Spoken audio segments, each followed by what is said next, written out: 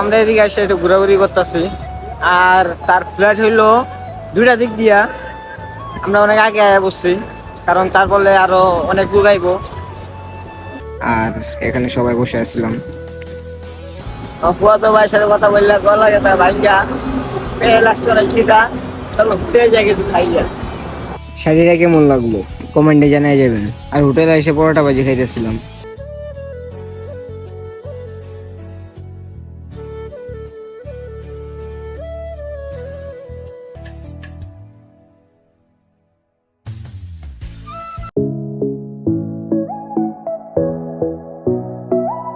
আসসালামু আলাইকুম, welcome back to the news of my blog. সবাই কেমন আছেন? অনেক ভালো আছেন।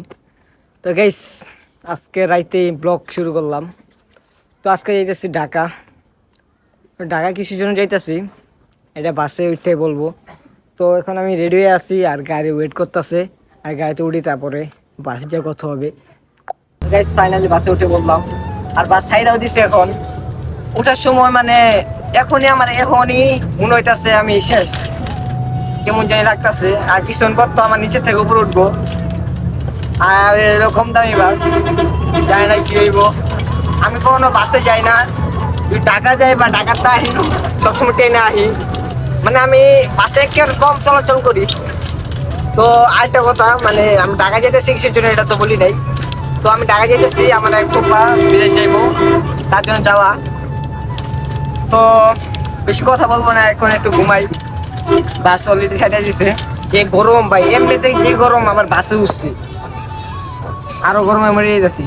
আর এই গরমে জায়গাটা খুললা মানে বাতাস আছে, এই বাতাসে ঘুম দেওয়া যায়। এখন ঘুমাই একটু।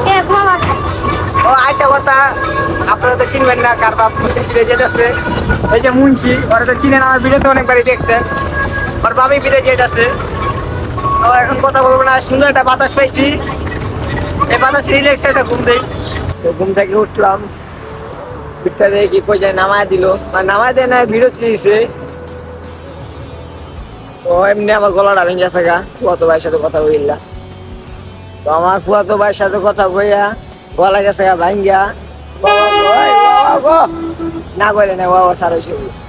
আমার ফুয়াতো ভাইয়ের সাথে কথা বললে গলা গেছে ভাঙ্গা লাগছে অনেক খিদা, চলো ঘুরতে যাই কিছু খাইয়া। শাড়িটা কেমন লাগলো কমেন্টে জানাই যাবেন। আর হোটেলে এসে পরোটা ভাজি খাইতেছিলাম।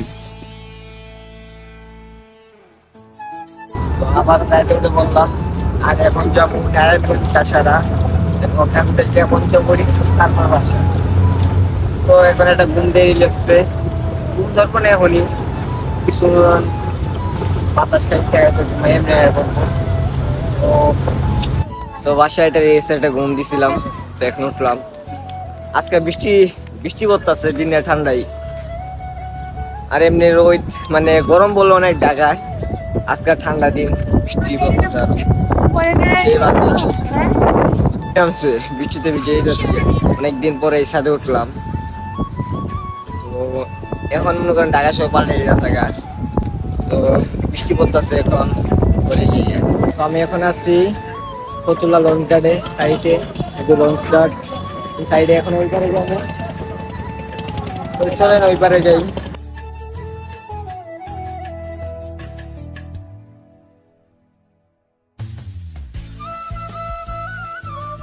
আগে যাতে একটা স্ট্যান্ড মাওলা ঘাটে গিয়ে করছি। আর একটা মাওলা ঘাটে দিল মেন রোডে ভিতরে বলো না না। হ্যাঁ, আর তোমার নামে যদি অটো দিয়ে গেলে মেন রোডে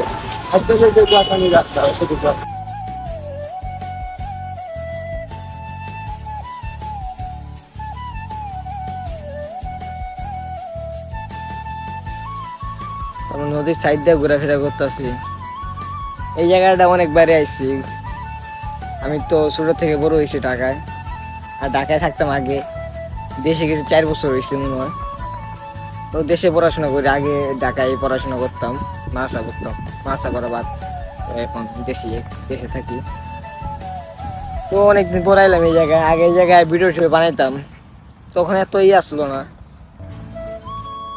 এই যে শুক্রবার অনেক মানুষ হয় এখানে, শুক্রবার অনেক মানুষ হয়। আর আমরা আছি 3 জনই। আর কিসের জন্য আসছিলাম এটা তো বলছি, আমার এক ফুপা বিদেশ যাইব, তার জন্য। তার ফ্লাইট হলো কালকে রবিবারে। তো আজকে বাসায় একা একা ভালো লাগতেছে না, একা একা মানে আমরা এই জনই 3 জনই, মানে ভালো লাগতেছে না। তার জন্য একটু ঘুরাই গিয়া, আর ওরাও মনে করে নতুন এসে, তাই ওরা দেখাইতেছে জায়গাগুলা। তো ঘুরে কালকে ফ্লাট, কালকে দেখা হবে আবার। আর এখানে এসে ডুলুনি পাইলাম, তাই ডুলুনি সবাই একটু মজা টজা করলাম।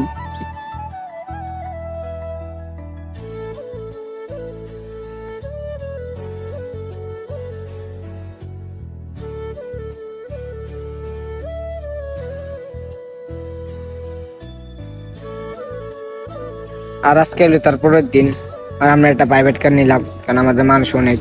আমরা গাড়িতে উঠে বললাম, আর এখানে সবাই বসে আসছিলাম। তো আপনারা দেখতে থাকুন, কথা বলবো না, আপনারা ঢাকার ভিউগুলো দেখতে থাকুন, দেখেন, উপভোগ করেন। আর ঢাকা শহরের রাস্তায় এমন জ্যাম, মানে জ্যামে বললে আর বাইরে হয়ে যায় না, আর লোকে বৃষ্টিও নামছে।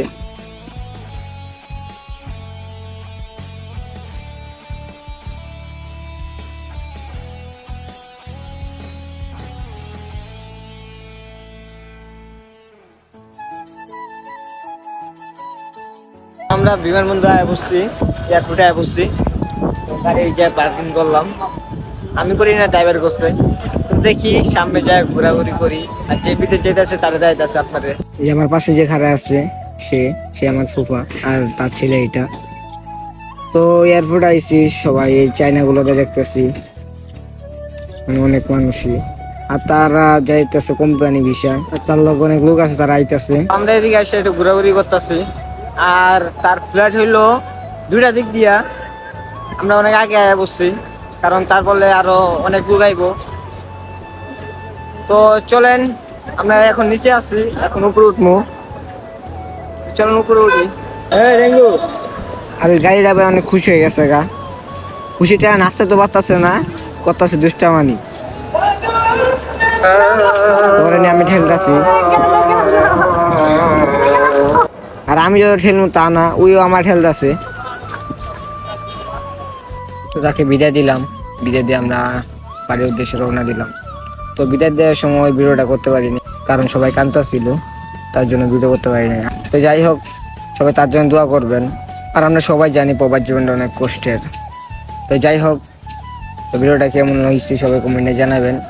আর ভিডিওতে লাইক চাই বেশি বেশি, আর ভিডিওটা শেয়ার দিয়ে দেন।